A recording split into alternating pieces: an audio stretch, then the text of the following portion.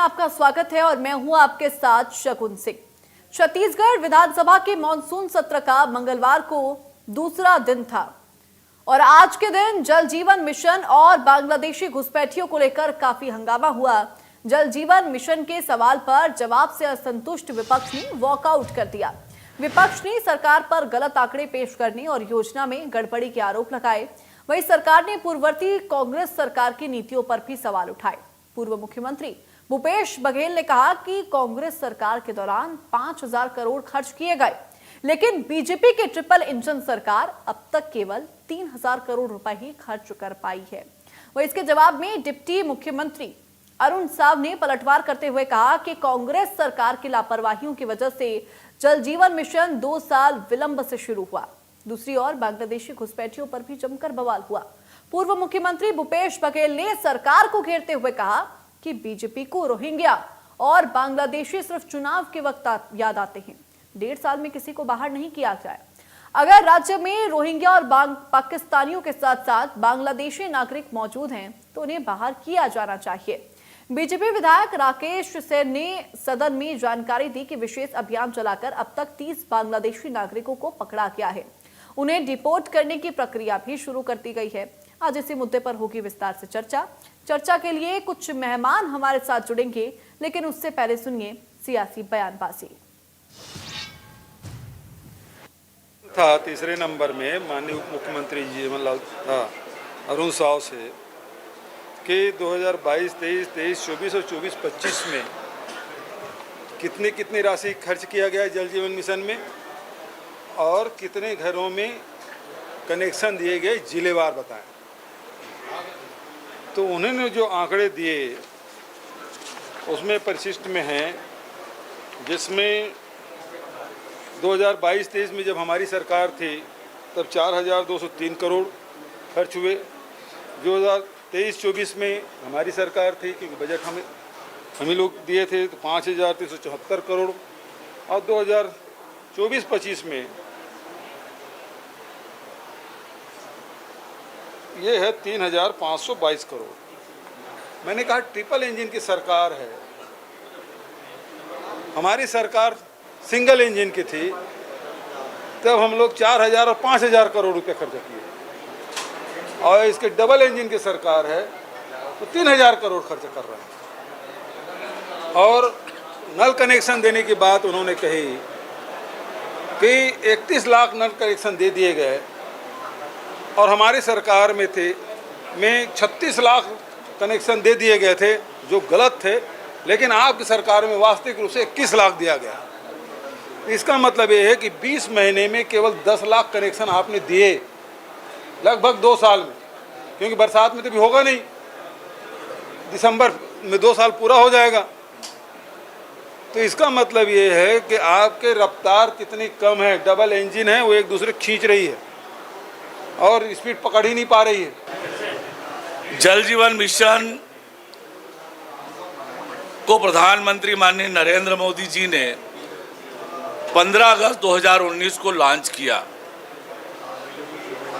हमारे राज्य के 19,000 अधिक गांवों के लिए 29,000 की लगभग योजनाएं बनाई गई और उन योजनाओं से 49,98,249 परिवारों में नल के माध्यम से शुद्ध पेयजल पहुंचाने की वो योजना थी।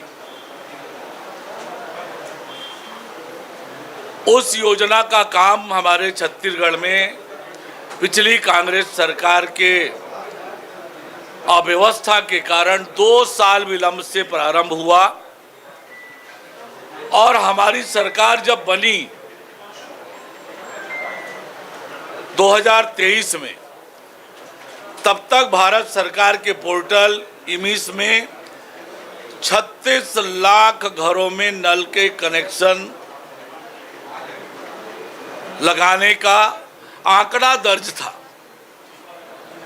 जिसकी हमने समीक्षा की तो जून 2024 में पाया कि केवल 21 लाख घरों में पानी आ रहा है। इसका मतलब ये हुआ कि कांग्रेस की सरकार के समय केवल पोस्ट खड़ा करके, नल लगाकर, टोटी लगाकर एंट्री कर दी गई। पानी की चिंता नहीं कि बिना पानी के दर्ज हो गया। 15 लाख से अधिक ऐसी एंट्रियां। हमारी सरकार बनने के बाद लगातार योजना को बढ़ाने का काम किया और जो अंतर था 15 लाख का, उस आधार पर फॉल्स एंट्री के लिए 6 एग्जीक्यूटिव इंजीनियर को सस्पेंड किया। पाकिस्तानियों को लेकर जो मुद्दा यहां पर सदन में भी गर्माता हुआ नजर आया, इसी मुद्दे को लेकर हम चर्चा करेंगे बड़ी बहस में। हमारे साथ मेहमान जुड़ गए हैं। सबसे पहले मैं उनका परिचय करा देती हूं। बीजेपी प्रवक्ता रितेश मौर्य जी हमारे साथ जुड़ गए हैं। रितेश जी, आपका बहुत स्वागत है। वहीं कांग्रेस प्रवक्ता अभिमन्यु मिश्रा जी हमारे साथ जुड़ गए हैं। अभिमन्यु जी, बहुत स्वागत है आपका इंडिया न्यूज मध्य प्रदेश छत्तीसगढ़ पर। चर्चा की शुरुआत सबसे पहले रितेश मौर्य जी मैं आपके साथ ही करूंगी, क्योंकि यहाँ पर जिक्र किया जा रहा है कि हजारों की संख्या में घुसपैठिए राज्य के अंदर है, लेकिन कार्रवाई कितनों के ऊपर की गई? 30 के ऊपर। जी, सबसे पहले आपके न्यूज चैनल के सभी दर्शकों को मेरा नमस्कार है। और जैसा कि आप सदन में मुद्दा गहराया है, जल जीवन मिशन और रोहिंग्या मुसलमान या बांग्लादेशी घुसपैठ, इसको हम कह सकते हैं। आपको मैं बता देना चाहता हूं कि वर्ष 2007 की वो घटना, जब मैं स्वयं जब छात्र राजनीति था, विद्यार्थी मिशन, तो हमने किशनगंज, एक एरिया है जो बांग्लादेश का बॉर्डर लगता है, मैं पूरी बात बता रहा हूँ, और सर्वे हुआ था कि जिस समय केंद्र में सरकार कांग्रेस होती थी, 5 करोड़ की संख्या में घुसपैठिए भारत के अंदर आए थे। और हमारे भारत के युवा हो या किसी का भी रोजगार छीनने का काम उस बांग्लादेश घुसपैठिए, और आपको याद होगा उसमें बम विस्फोट बहुत ज्यादा होते थे देश के अंदर। अब इसका जब बड़ा एक सभी संगठनों ने आंदोलन किया, विरोध किया, मैं भी उस आंदोलन में था, विद्यार्थी परिषद में था, क्योंकि बड़ा आंदोलन 2008 के अंदर हमने किशनगंज में किया।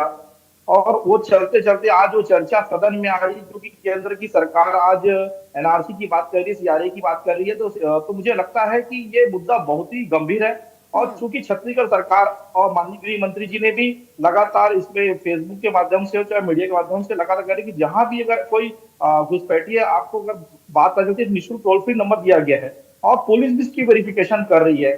तो मुझे लगता है कि ये बहुत सारे, जो आप सदन में बात आई कि केवल 30 लोगों को भगाने का जो काम किया है भिलाई के जो विधायक हैं उन्होंने बताया, तो मुझे लगता है कि बहुत सारे ऐसे भी और भी घुसपैठिए जो हमारे समाज के बीच, हमारे बीच रह करके जो आपराधिक तत्वों में लिप्त है। तो ये चीजें मुझे लगता है कि आने वाले समय में और भी बहुत सारे लोगों को सर्च करके उनको डिपोर्ट करने का काम किया जाएगा। तो इसमें सरकार को बिल्कुल संदिग्ध रूप से इसको कार्रवाई के लिए लेकर के बिल्कुल शब्द है। और लेकिन आपको नहीं लग रहा है क्या, हजारों की संख्या में जब प्रदेश के अंदर घुसपैठिए हैं, तो जो कार्रवाई करने की स्पीड है वो थोड़ी स्लो है? देखिए, कार्रवाई कोई एक दिन में नहीं होता, क्योंकि आपको याद होगा कि माननीय केंद्रीय गृह मंत्री ने जब सीए और एनआरसी लाया था, तो उन्होंने कहा था कि हिंदू शरणार्थी जो चाहे बांग्लादेश से हो चाहे पाकिस्तान से अगर वो आते हैं तो उनको हम नागरिकता देंगे, लेकिन वो अन्य जो कम्युनिटी होगी उसको हम इस पर विचार करने के लिए हम बिल्कुल बाध्य नहीं होंगे। तो ये सब चीजें जो है उसको देखा जाना चाहिए, क्योंकि हमारे रायपुर हो चाहे अन्य क्षेत्र में हो, जो हिंदू शरणार्थी है उसको हम पहचान करके उसकी नागरिकता बढ़ाने और उसको परमानेंट भारत में रखने का हम योजना बना रहे हैं। और बांग्लादेशी घुसपैठिए, जिसको हम रोहिंग्या मुसलमान कह सकते हैं, मेरी बात पूरी होने दीजिए, रोहिंग्या मुसलमान जिसको चाइना ने भगाया, हम उसको भगाने का हम काम करने के लिए हम तत्पर है। और ऐसे लोगों की पहचान भी धीरे धीरे हो रही है और उनको भगाने का भी प्लान और काम पुलिस अधिकारी बिल्कुल अच्छे से कर रहे हैं। तो उसमें थोड़ा सा मुझे लगता है कि अगर समय लग सकता है, कोई आपत्ति नहीं होनी चाहिए। ठीक है, ठीक है। अभिमन्यु मिश्रा जी, सदन के अंदर ये मुद्दा खूब गुरमाया, लगातार हम इस मुद्दे को उठाते भी रहे हैं, बड़ी बहस में आप भी कई बार मौजूद रहे हैं इस मुद्दे को लेकर। लगातार इस मुद्दे को लेकर ये कहा जाता है कि जितने भी घुसपैठी हैं वो कांग्रेस शासनकाल के दौरान ही आए। जी, सबसे पहले तो आपको नमस्कार, साथी पैनलिस्ट को नमस्कार, आपके व्यूअर्स को नमस्कार। देखिए, ऐसा है कि घुसपैठियों का जो मुद्दा है, आपने सही कहा, बहुत संगीन मुद्दा है और इस पर कार्रवाई करने की बात करती है सरकारें, तो कार्रवाई होनी चाहिए। लेकिन इस पर मेरा ये कहना है, मेरा व्यक्तिगत मानना है कि राजनीतिकरण नहीं होना चाहिए। आप देखिए, आप बताते हैं आप चुनाव जीतते हैं। अभी तत्कालीन गृह मंत्री विजय शर्मा जी हैं, उन्होंने तो 20,000 का दावा किया था केवल कवर्धा में, अकेले कवर्धा विधानसभा में। तो आज कहाँ है वे? 2 साल से आज गृह मंत्री बन के हैं। अगर वो बताते थे कि मेरे पास एक लोग का रिकॉर्ड है, 20,000 लोग हैं, तो आज है कहाँ? आज विजय शर्मा जी जनता से पूछ रहे हैं कि आप हमको बताओ कि कहीं आपको दिखता है तो, जबकि यही लोग चुनाव के पहले ये कहते थे कि हमको पता है कहाँ कहाँ है, क्या क्या है, यहाँ इन्होंने बसा के रखा, वहां इन्होंने बसा के रखा, लेकिन सरकार आने के बाद इनको नहीं मिल पाते। तो ये इसी से जो है जनता के बीच में एक असमंजस स्थिति पैदा हो जाती है कि क्या ये राजनीति है या ये किस प्रकार की समस्या है। तो असली समस्या तो इसमें कहीं पीछे रह जाती है। देखिए किसी भी, बल्कि केवल रोहिंग्या की बात नहीं है, बांग्लादेशियों की बात नहीं है, कोई भी इलीगल इमिग्रेंट अगर यहाँ पे भारत देश में रह रहा है। देखिए अभी मैं 1-2 दिन पहले एक खबर पढ़ रहा था कि साउथ में कर्नाटक की शायद बात है, एक महिला, एक रूस की महिला अपने 2 बच्चों के साथ 2017 में उसका वीजा एक्सपायर हो गया, वो एक गुफा में रह रही थी अभी तक के।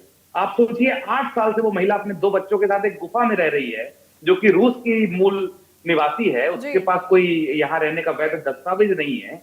तो इस प्रकार की चीजें बेहद घातक है और इस पे कार्रवाई होनी चाहिए। लेकिन ये समस्या क्या होती है कि राजनीति की भेंट चढ़ जाते हैं सारे मुद्दे, राजनीति जमकर होती है, चुनाव में भी राजनीति होती है, वोट भी लिए जाते हैं, लेकिन जब सरकारें बन जाती हैं तब फिर नेता इससे इधर उधर करने लगते हैं, बातें पलटने लगते हैं, फिर आप नंबर जारी कर रहे हैं कि आप बताइए। उसके बाद विजय शर्मा जी ने ट्वीट किया था कि नंबर जारी करके कोई भी मिलेगा तो आपने कर दिए।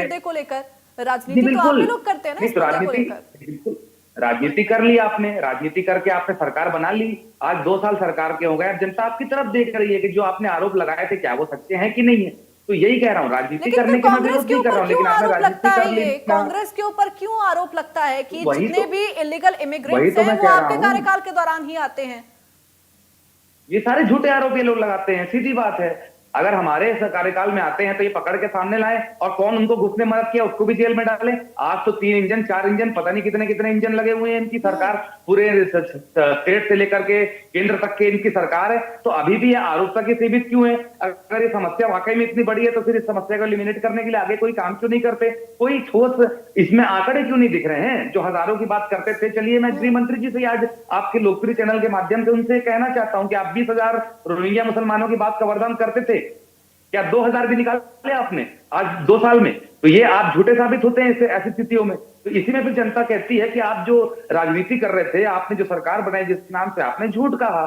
तो अगर आप आरोप किसी पार्टी के ऊपर लगाते हैं तो उसे सिद्ध करने का भी जिम्मेदारी आप ही के ऊपर होती है। ठीक है रितेश मौर्य जी, क्या आरोप कांग्रेस के ऊपर यूं ही लगा दिए जाते हैं? कोई आंकड़े यहाँ पर स्पष्ट नहीं है? एस्टिमेटेड कितने घुसपैठिए हो सकते हैं जो कि राज्य के अंदर हो?